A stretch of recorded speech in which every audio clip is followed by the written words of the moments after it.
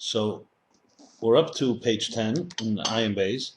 We're going to begin chapter 6, but let me summarize chapter 5, which is the beginning of the second discourse of this long series.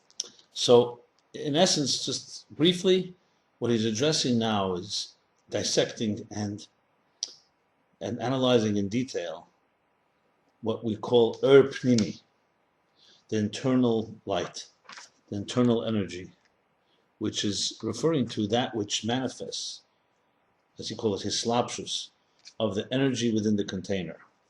And in a very meticulous way, he's going through every detail of how the energy is specific and how the energy is specific to each container, and each container is crafted and commensurate, tailored to its particular energy. So, for example, the mind, the intellect, is within the brain, the top of the head. The brain has a physical location in the human body, and that's where the mind rests. So though the mind has impact on the rest of the body, as a central nervous system, you can write intelligence with your fingers, you can walk in an intelligent way based on how your mind is directing it, but that's just a reflection of the mind. It's not its primary location. It's not its primary space. And the key thing to know with that is, because he's making that, it's important, because if the mind is everywhere, then we're back to square one. Then there isn't an individualized, unique, defined place for the mind. There is a unique place, that's the brain. Except it affects the rest of the body, it affects the emotions. And the same thing with the emotions, they can affect other parts of and other faculties of the human being, but they have their unique and an exclusive, distinct spot. So essentially what it comes down to is that we have here in the world of Atzilus, he is the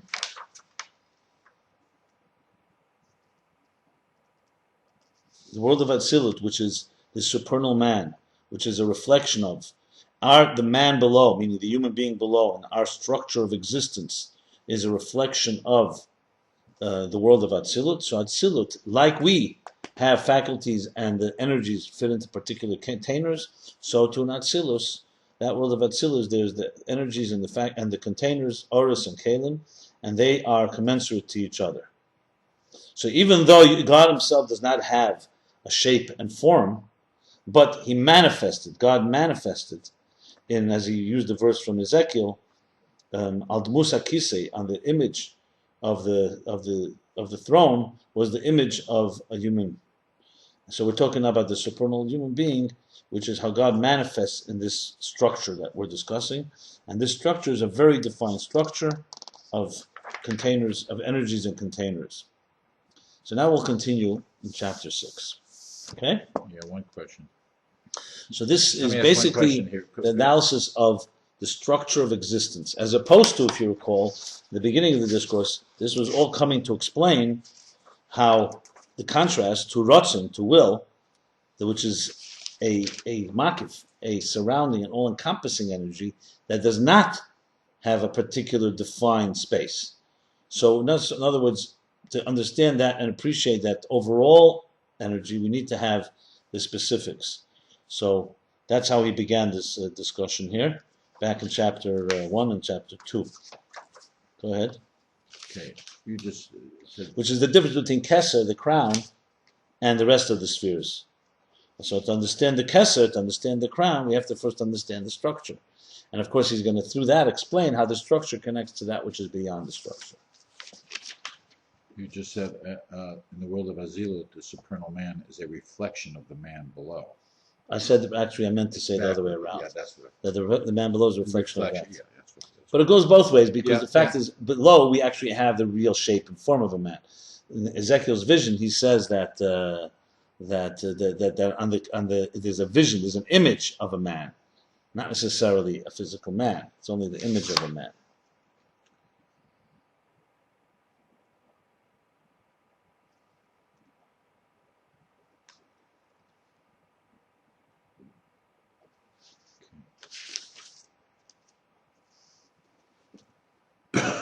Okay.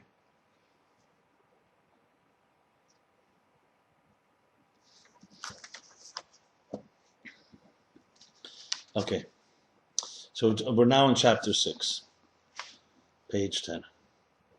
V'zeu hatam, and this is the reason, this meaning, this fact that we just discussed, that the energies have a particular location and are fitting into the containers, this will also explain how the containers have an impact that works backwards and affects the energies. Okay. So this is the reason this is the reason that the containers impact, affect, influence the energies. It affects them that they should become like the personality, like the personality, the identity of the containers. In other words, we're not talking about energies that remain disconnected. Let's say the light of the sun. The light of the sun, wherever it shines, it's really equal. Whether it shines in a garbage dump, or it shines on a palace, whether it shines in your living room window, or it shines in your bedroom window, or it shines in your bathroom window, they are all equal light. Yes, you can put on sunglasses, you can put on shades and have the colors, the light will come through with different colors, but the light itself does not tailor itself to the containers. What he's going to explain here, on the other hand, pnimi, internalized light, the light of the faculties, like the light of Atzilus, and that connects with the containers, there they do fit each other. So just like the containers accommodate the energies too are influenced and impacted by the containers, that they become shaped by those containers.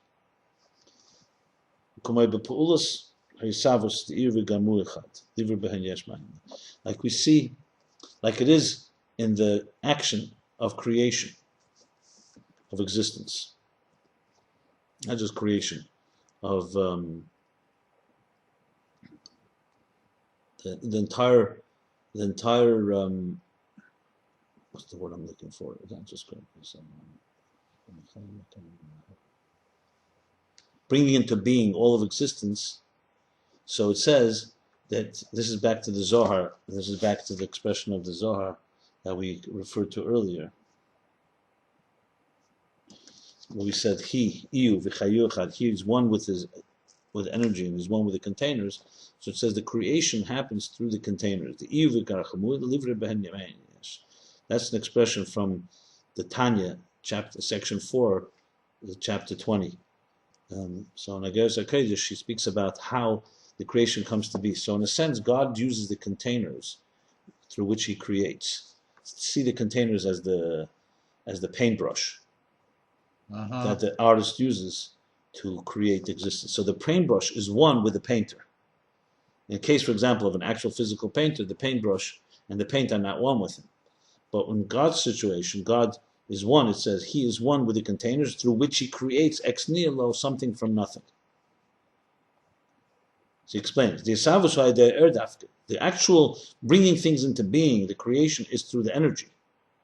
You know, the paintbrush has nothing of its own. It's just a tool. If there was no energy, a paintbrush would just be an inanimate object sitting in a pail and unable to do anything.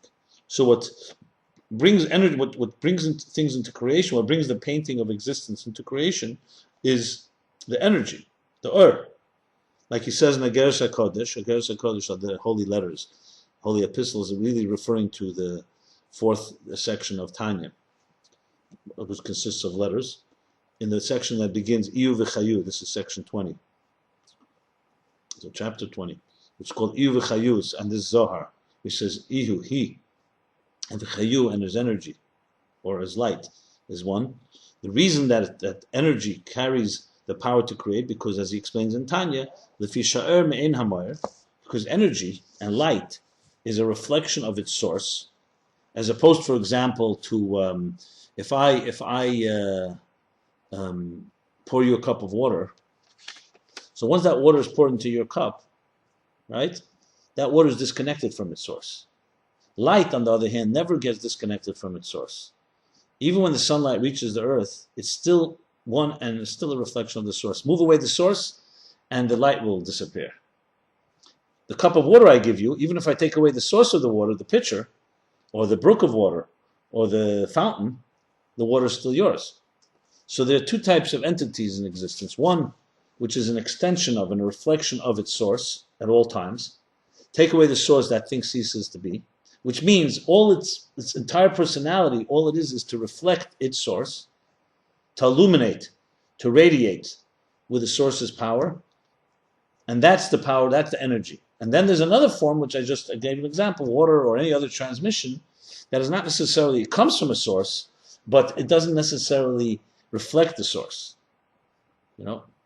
So to use another example, and since I mentioned a painter can make a painting, but the painting doesn't necessarily mean it reflects the whole personality of the painter. He can paint something that's not like him. Light, on the other hand, energy, divine energy, actually reflects its source. So this is what he explains in Tanya. So since light, energy, is similar to, and it is an extension of, a reflection of the personality of its source, and in this case the source here is God, the essence of God, who's the only entity that can create something from nothing, right? Nothing else in existence has the power to create.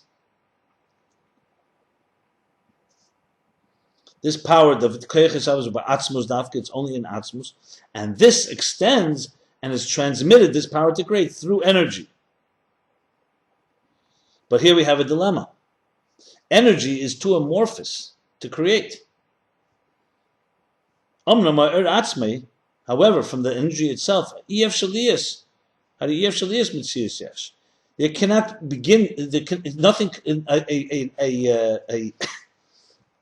an existence of substance cannot emerge.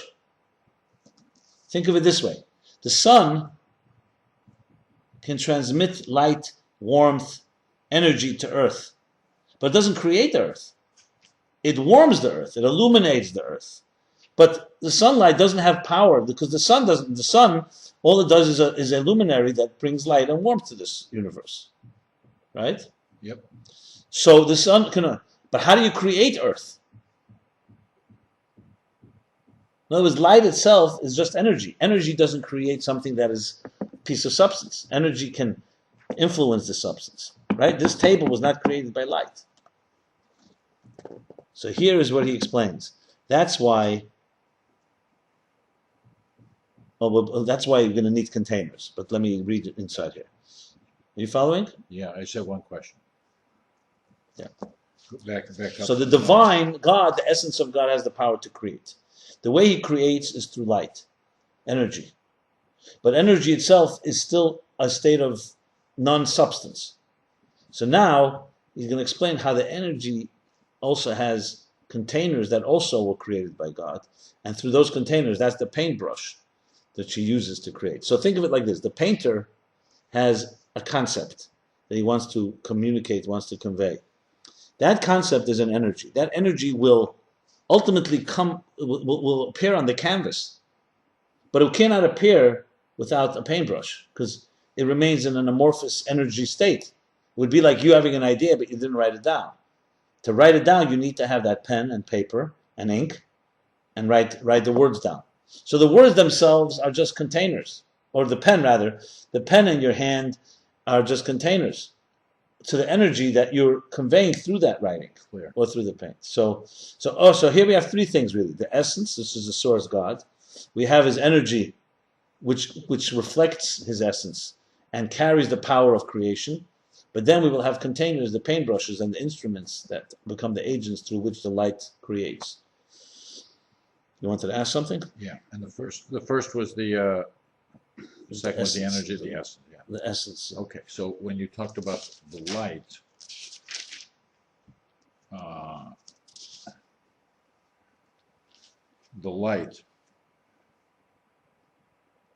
Right. Not when we're talking about not light now, we're not talking about the what's the word? There's one aspect of light it's beyond. We're talking about the expression of the light, right? Yes, of course. And what's the other? But the essence is not expressed. Yeah, right. The essence is no expression at all. Light is an expression of the essence. That's good, a reflection expression. But expression enough is, let's put it this way, it's like the painter speaking, or the painter thinking, or the painter some way. And this is the meaning, this is the meaning, this is the subject, this is the topic. When we say Havaya Chod, when we say the God is one.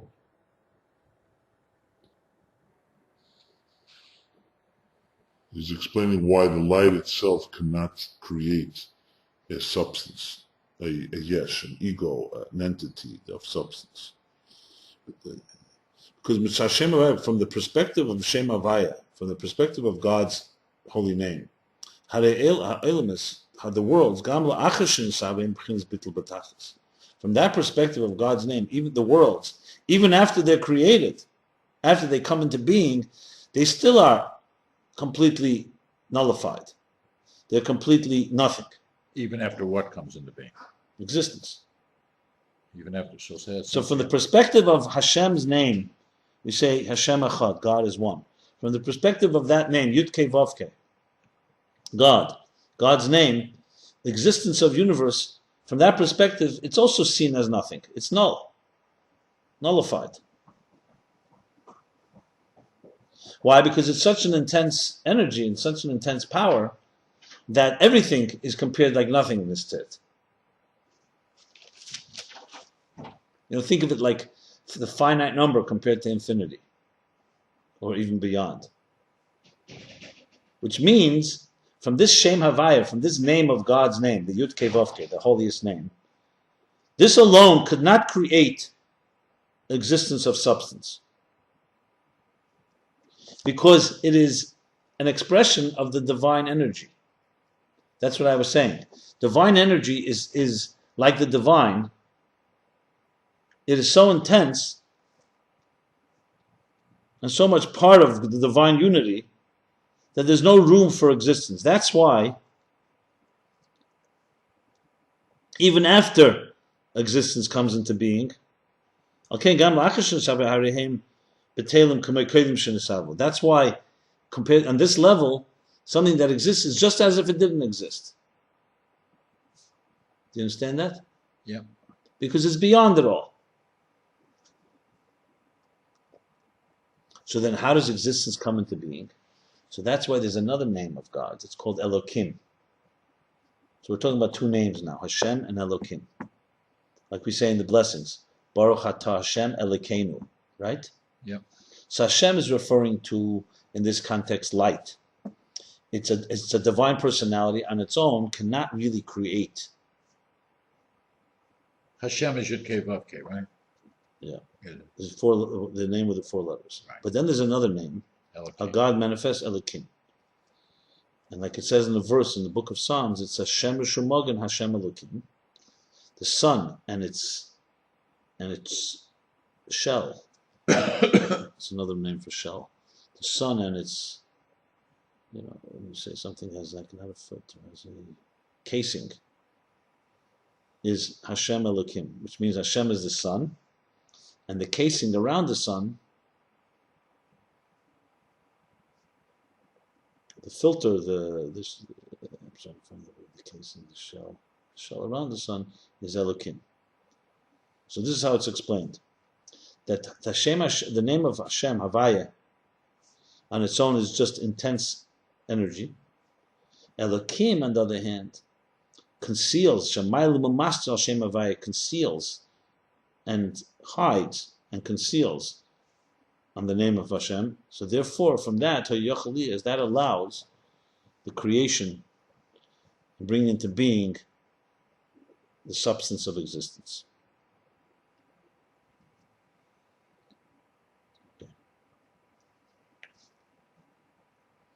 And it's explained in Tanya, in the second section, the end of the fourth chapter.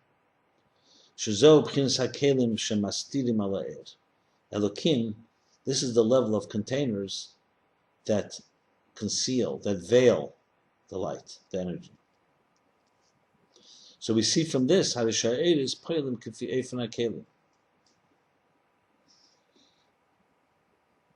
we see from this that the energy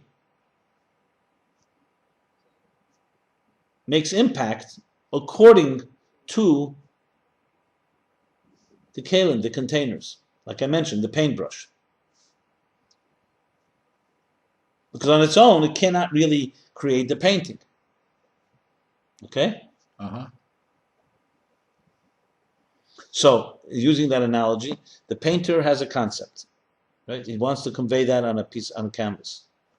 He brings that energy, that's the spirit, the idea, the feelings come from within him. The paintbrush doesn't create anything, right? Yeah. But the paintbrush becomes his vehicle, his instrument that, in a sense, tailors the energy that he has within him. And it's and the paintbrush is ultimately the tool that will put it on, committed to canvas.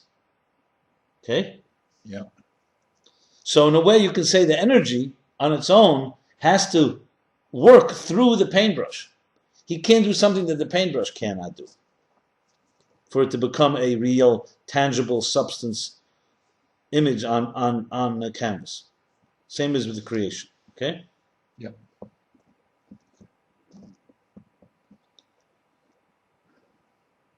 And what's the reason for this? The reason is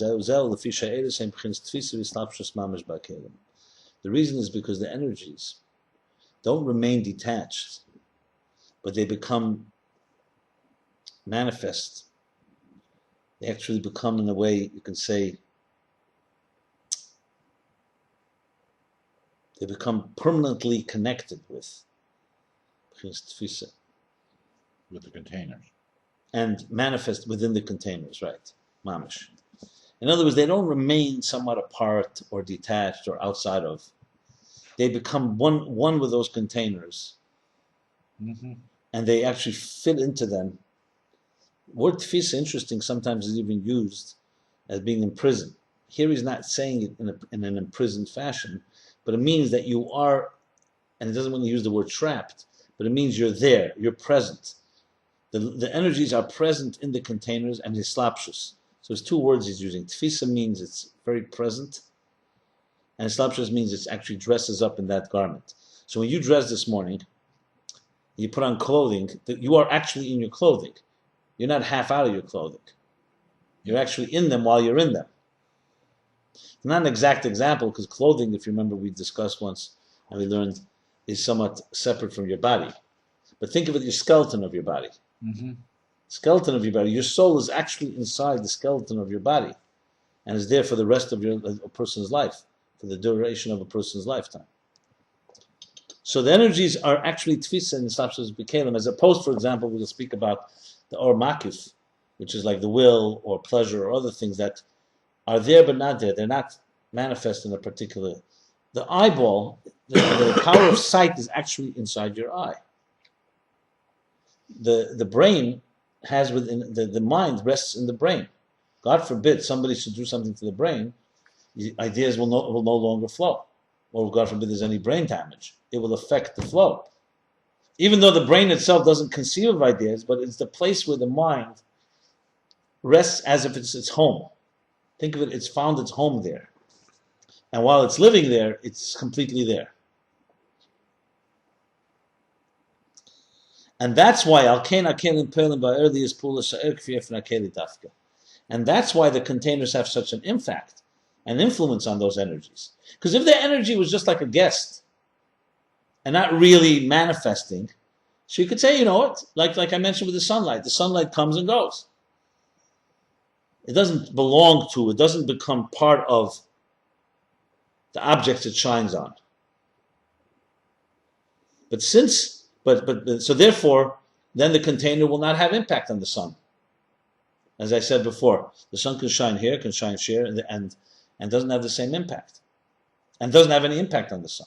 It's no difference if the sun shines on a pile of garbage or on a pile of jewels. The jewels don't make the sun more beautiful than the garbage defiles it. But in this case, where the containers, the energy actually enters the containers have impact on that energy.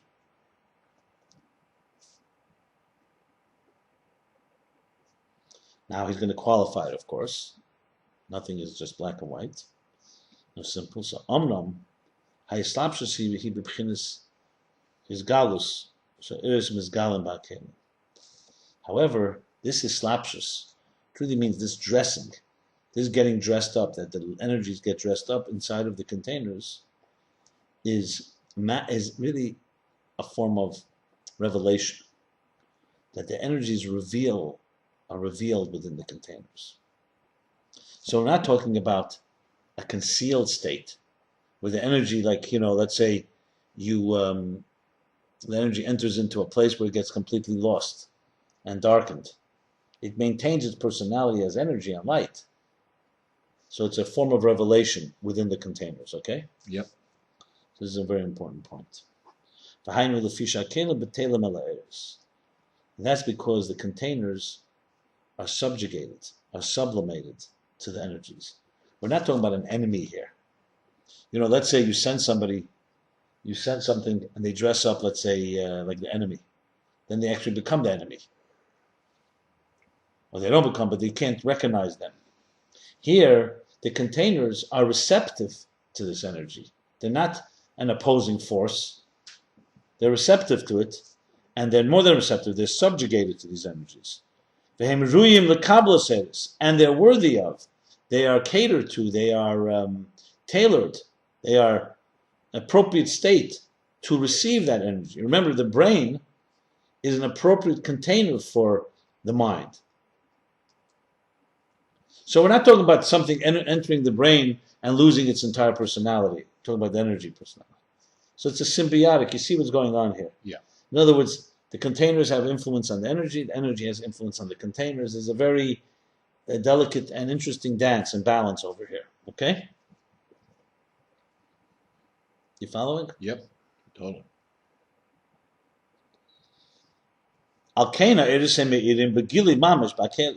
Since the containers are botla, subjugated to the energies, and they're ruyim, they are there's a word I want to say, fitting to receive these energies. That's why the energies radiate literally in a revealed way inside the container, and they have control and rule, dominance over the containers, and they guide them. So it's not the containers telling the energy where to go. The paintbrush isn't telling the energy of the painter where to go. The painter is telling the energy, and the energy is informing the paintbrush what to do. You follow? Yep. By contrast, for example, when a person lives a life, a selfish, indulgent life, the body is telling the soul what to do. Imagine your paintbrush telling your soul what to do instead of your soul telling your paintbrush what to do. Follow? Yep. The hammer telling your hand instead of your hand directing your hammer. This is when you have hostility, war, crime, greed. Clear? Yep. Okay.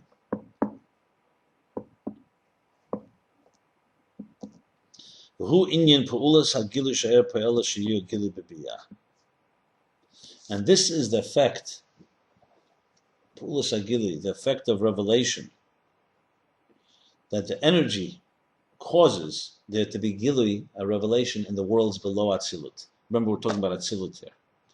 Because the energy and container are such a match and so fitting to each other, where the container on one hand affects the energy, but the energy on the other hand is revealed through the container because the container is subjugated and fitting for this type of energy. That's why the container doesn't stop the energy from flowing forward.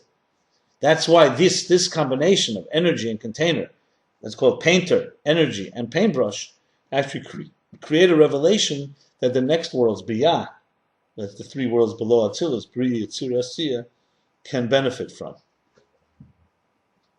Okay? Yep. V'hu mashakosov, and this is what it says in the verse. Ha-chochma toiz l'chochem yesem masor shlitim asher b'yir. Wisdom helps or gives strength to a wise person more than 10 governors in the city, rulers in the city.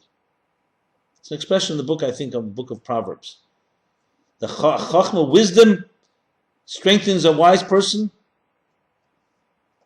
more than 10 rulers that are in the city. Which is basically meaning that's not 10 people who come tell them what to do. It's wisdom that governs. So what is the meaning in this? He's going to explain what this means. That these 10 rulers are an analogy for the 10 utterances that God used when he created the world. We say when he said, like, let there be light, let there be heavens, let there be sun and moon, luminaries, let there be vegetation, let there be luminaries on day 4, let there be animals, let there be man. So there's 10 total utterances. In the story of Genesis, there are 10 expressions of let there be's. Okay? Uh-huh. Where do these 10 come from? They're rooted in the 10 spheres of Atzilut. And this is referring to the 10 rulers in the city. This is the paintbrush, as you'll see in a moment. Mm-hmm. Shakelim poilim lias pu'ulas hayesavas aidish mastir ala erkanal. These 10 utterances are containers. They're words. Light, heavens, sun. Okay? So the containers, the paintbrush, impact and allow that there should be creation of existence. Because if God did not say, let there be light, for example, then God said, let there be existence. We wouldn't have an existence as we know it. Because what would it consist of? As I mentioned before, the energy of the painter is not enough. You need what colors, what shades, what details. The containers are what supply that. You follow? Mm-hmm. So essentially the creator of anything, or in this case the creator of the universe, or all of us, the painter has the painter. We talked about the essence, God's essence. Then the painter has the energy. That conveys the essence, the soul of existence. And the paintbrush and the paint, in this case the 10 utterances, define the details. And they all work together. If you only had paintbrush and paint and no energy, you obviously would have just an inanimate, meaningless, no creation. If you only had energy, it would be undefined. It would be too amorphous, as you said. Nothing exists. It's too beyond. So you need to have the containers that bring this down into reality.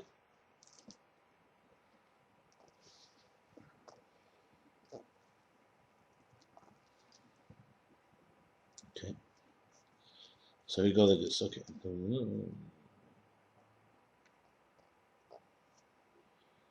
Shakin, but nevertheless, if that's the case, what's the wisdom? Here's going to be the answer. Nevertheless, ha-chochma to'iz l'chacham.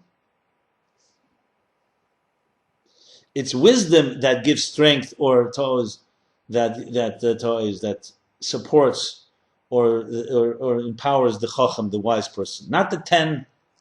There's not the paintbrush and the 10 tools or instruments or containers that give him power. It's the wisdom that gives him power. In order for there to be a gilui, the revelation of the light, of the energy in the worlds of Biyah, and that they should have a bittul, they should have humility, and they should have a sense of awe of that which is beyond them. And he says, Jacobson is looking inside the discourse of Shavuos, Shoshek Dimu Tafresh Samar Gimel, which was said 9 years earlier. The year tough, not 5, 6, 6, 3. So you see what he's saying? So that's how he interprets the verse. That wisdom is the energy. Because the wisdom of the painter, think of the wisdom of the painter, is more important, gives him more power than the 10 instruments that he uses, the 10 that govern or rule in the city.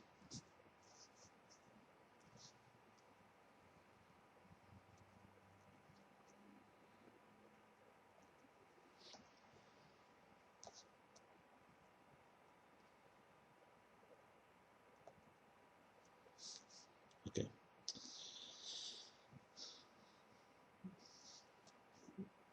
We continue.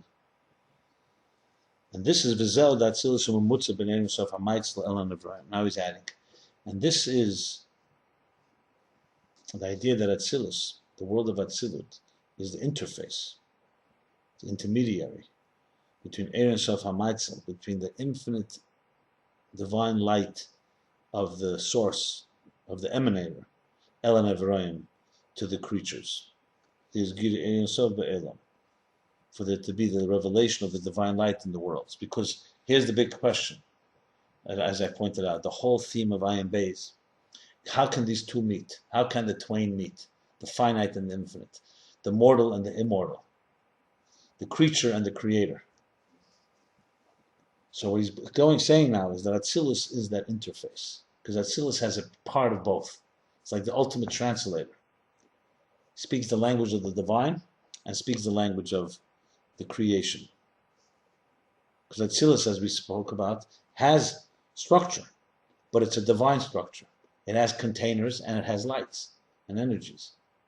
So you see that it has both languages. The containers is the language of creation, the paintbrush, the details. The energies is the language of the divine. And these two meet and become one. That's why it's so vital. There's explanation that the containers are tailored to the container and impact on the energies and are subjugated to them and are fitting to them, and the energy in turn also works through these containers and is impacted by them. Okay? Mm-hmm. So Atzilus is this interface for the allow the divine light into existence. This is a very vital line here, because this is the ultimate purpose, the ultimate goal, the ultimate kavanah, the ultimate intention of the creation of the of the bringing into the existence of Atzilus. So when you ask a question, what do you need Atzilus for? This is its purpose. In order for there to be a divine revelation within existence, within our worlds.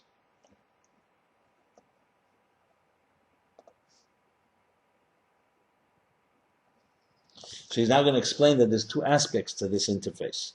One is that Atzilus is the paintbrush, and not only the paintbrush, the energy and the containers, the wisdom and the tools with which to create that interface. And it's also for us to retrace the steps, for us to be able to experience godliness. So think of it this way. It's an interesting way to look at it. We are the painting. Existence is the painting. Now, in an analogy, the painting obviously doesn't speak back to the painter. But in our case, God wants to have a relationship with the painting. Okay? Uh-huh. So, it is the paintbrush and the tools and the painting itself that become an intermediary to relate to God. You know, there's like they say this example, I once heard, that there was this brilliant man, painter, artist, created this beautiful, beautiful painting of a farm. I think that's how it goes. And there were three people who came to analyze the painting. They wanted to figure out from the painting the painter. So one said the painter must be a farmer, because he painted a farm so well, he must be a farmer. That's how he was able to paint. The other one said, no, he's absolutely not a farmer. He's just a brilliant guy that can paint something that he's not. In other words, the painting actually teaches us how distant he is from a farmer and from what he painted. So the only thing we know about him is that he's not what he painted. He's much more. And the third one came and said, no, he's both. He's so beyond that he was able to manifest and be as wise as a farmer. So in the painting, you have the painter. Now, the first one only saw him as a farmer, nothing more. The second one only saw more and not the farmer part. Good. And the third one says, no. So when we talk about God manifesting in the human, God is beyond it all. Fine. But he chose to create a painting that reflects part of his personality. So if someone were to say, okay, I look at the painting and that's God, no. God is far beyond that. Someone will say, well, God is beyond the painting and we're just mortal creatures and can never touch him. That's also not correct. In the painting that he created, you can also touch who he is and also that which is beyond. Yeah, okay. You see? Gotcha. So Atzilut is the interface between the essence that's beyond the painter, into the painting, and connects both sides to it. As we shall learn, that Atzilut and the energies themselves, this what we're talking the Pnimiyzdika, the ones that manifest, really teach us about God as He is and within existence. And as Keter, the crown that we began studying, will teach us about God as He is beyond existence. And then they both come together. That within existence you can experience that which is beyond existence. Pretty wild, no? Wild, yeah. Wow. Okay. So now he says, so this is the purpose of Atzilus, in order for there to be a revelation of the divine within existence. Just like the Kishem Shem Tzoyes Atzilus Ulisis Havas HaMetzias the Biyah, just like with the interface, the intermediary of Atzilus, with its intermediary effort. We have the creation of the existence of Biyah, Biriya Yitzir Asiyah, the lower worlds. K'moikein, so similarly, K'moikein, the same thing, Tachlis HaKavona Primis Atzilus, the ultimate purpose, an inner purpose of Atzilus, inner intention, inner intent, is that through it should be the revelation of godliness in the world of Biyah. So not just to create it, not just to paint it, but that we should also connect to it. That's the beauty here. So it's not just he put the painting in place and he needed the paintbrushes, but they actually should have a relationship, and that the painting should be able to sense it's the painter. The creation should be able to sense its creator. Okay? The Lula Atzilus, without Atzilus, lo hayinu yedim klal inyan ha'erin sef. Without the world of Atzilus, we would not at all know about the infinite divine light. And there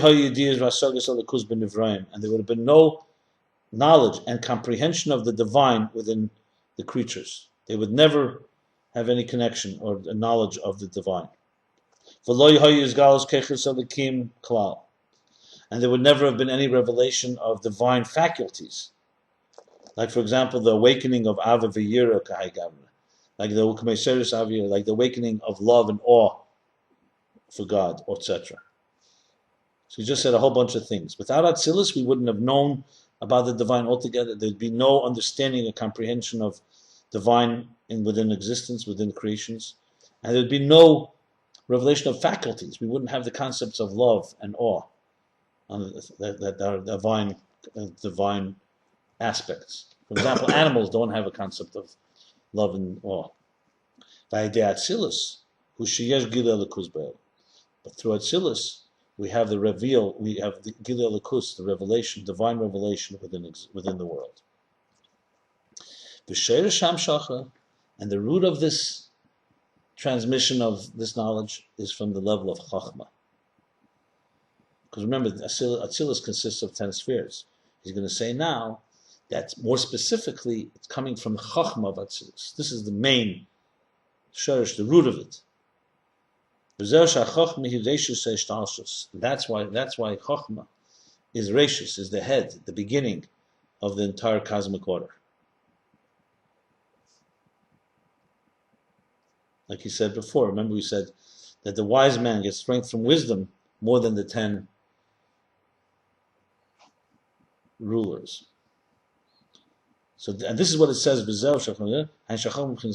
Why? Because chochma is kli lagili de'elin sof lahayr b'chinas primis.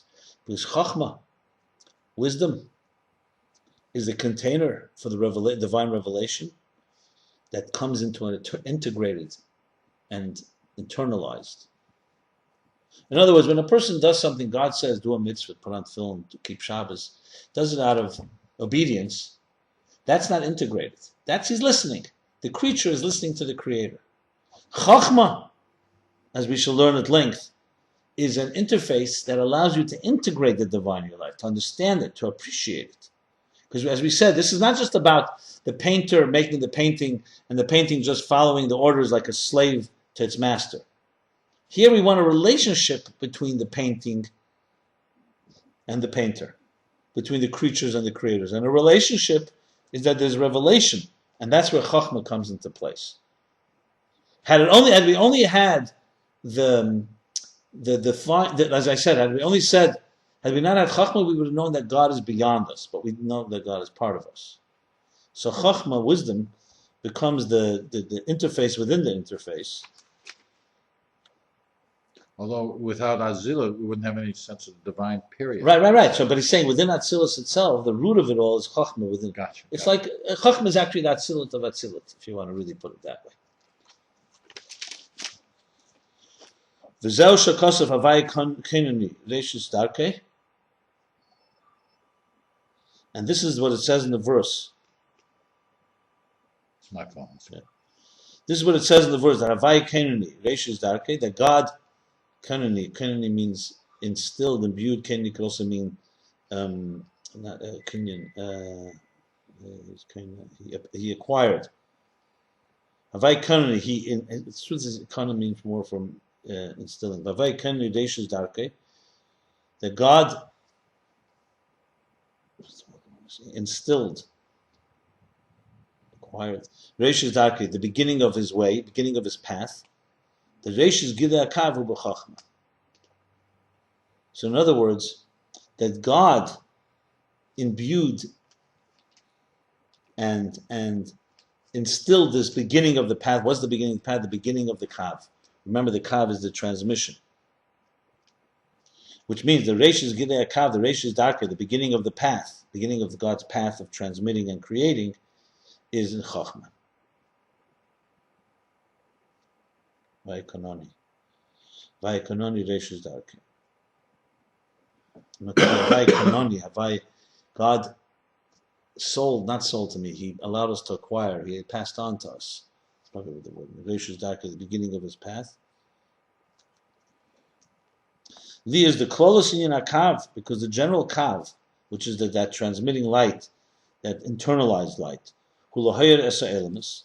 The general kav, the kav literally means a line, but it means the line of transmission, the thread that transmits light after the tzimtzum. Its general purpose, its general inyan, the general idea is to illuminate, radiate the worlds. But not just to radiate, but radiate or pnimi, because we said the kav is a line. It's not a circle.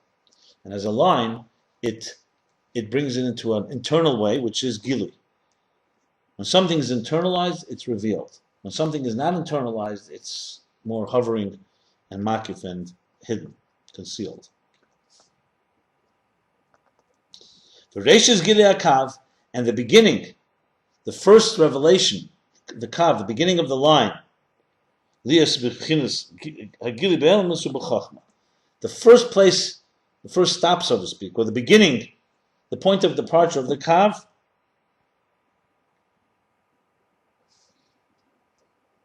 is in chochma, is in the level of chochma. That's the first place it manifests. Shehi hakeli klolis. Chochma is the general container. Lekabel b'teicha k'nisagil derin sebaruchu. It's a general container to receive within it the divine revelation, the infinite light of the divine revelation. And through chochma, through wisdom, nimshach hagili b'chol Atzilus.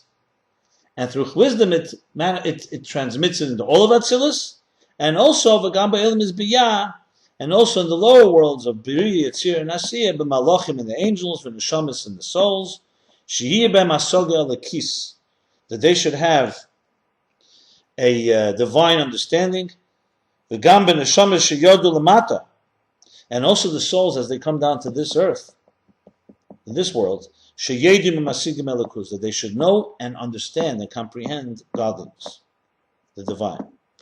Shekol zehu b'sheidah shoshim b'chinas chochma d'Atzilus. All this, in its root of roots, is chochma of Atzilus. Comes from chochma of Atzilus. V'kol zehu mipnei shehakelim, and all this is because the kelim, the container of the Atzilus, and kelim ruyim u'muchanim l'kabla er. All this is because the kelim of Atzilus are containers that are worthy, that are fitting, that are tailored, that are prepared, acclimated to receive the energy, to receive the light. And the energy radiates in them, not from a distance, but in a way that that dresses itself up, internalizes, integrated, pierces within them in a revealed way. And through that, Sha'idei Zen Nimshach HaGili Gam B'Yaveh.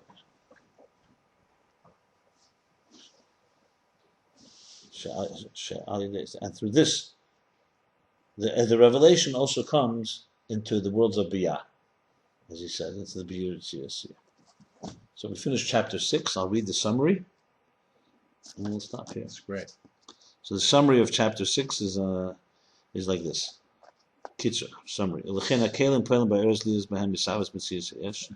And that's why the Kalim affect and impact the energies that Lias Mehem Misavas Mitziyas, that through them should be, from them should be Lias Ayod Mehem, from them should be the creation, the bringing into existence the Mitziyas of substance, the existence of substance. The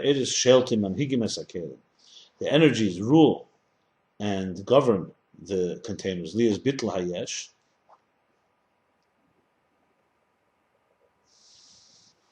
For there to be bittul hayesh, that the yesh is bottle, is sublimated and subjugated to the iris.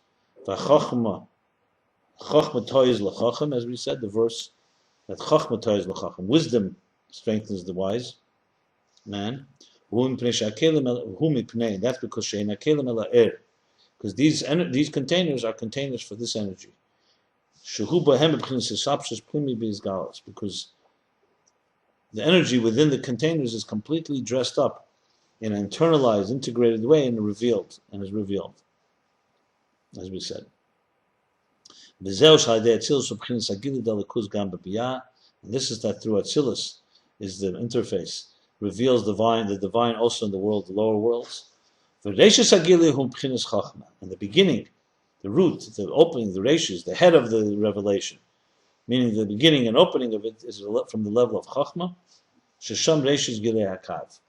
There you have the beginning of the revelation of the kav, of the thread, kav chut, the thread, the line and the thread of light that draws light from before the tzimtzum into existence.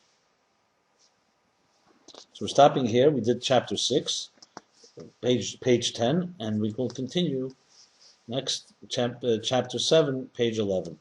Great.